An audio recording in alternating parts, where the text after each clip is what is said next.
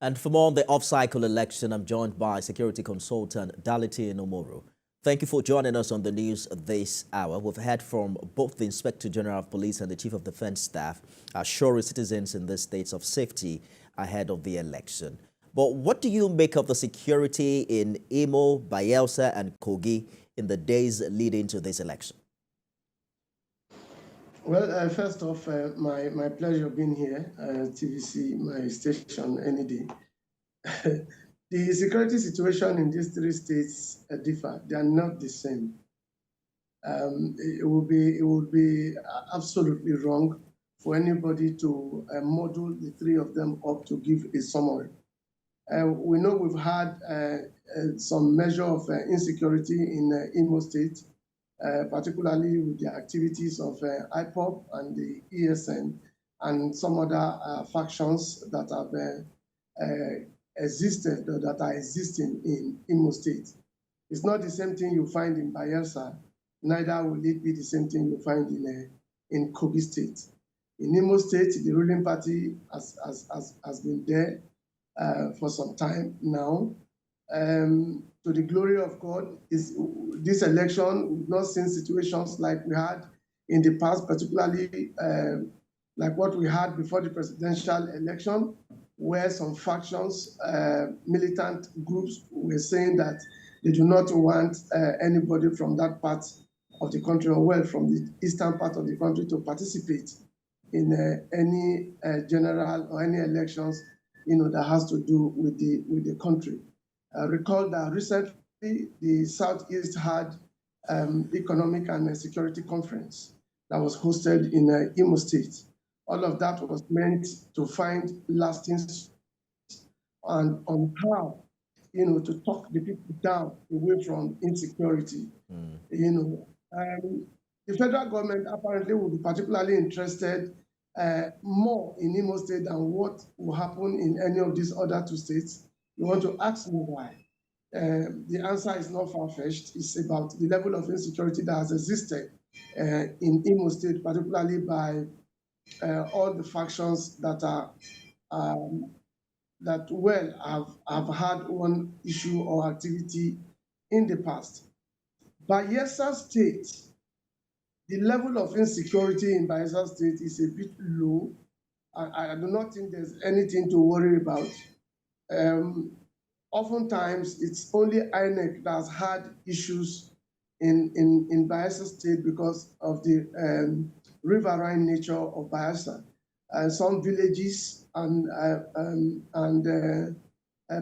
places, clans are inside the water. You have to cross the water and you have to travel miles, going with these election materials.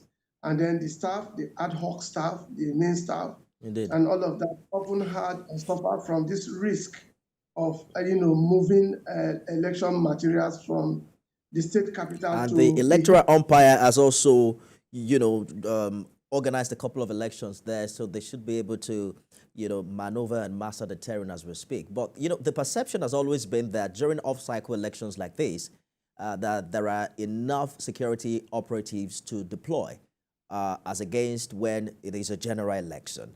How effective is that when it comes to ensuring safety of lives and property during an election? Well, security agents have often done their best, as much as I am concerned, in terms of election, but how good is their best has been the issue. We have not had situations where after elections, there will not be court issues. We have not had situations where after elections, there will not be cases of, say, ballot boxes were either removed or destroyed. We have often seen situations where sometimes in those election time, you still have hoodlums who will come in and still do what they know how best to do and then disrupt elections. So the situation apparently is not being the same. It will not. It's not been ruled out. You cannot completely rule out the problem of people hijacking ballot boxes or people destroying all of that. But the question you want to ask is, where are the security agents when all of this go on? Where would all of these security agents be? Sometimes we've seen situations where the law does not permit some of the security agents to be very close to that place. Sometimes you have a few of them who are manning or helping out at the polling units. But at times of crisis, have they been completely able to stop all of that, particularly when hoodlums visit some of these polling units to destroy or take away ballot boxes, particularly when voting is not favoring their political parties? We've seen that across board. We've seen that in states, whether state election or national election.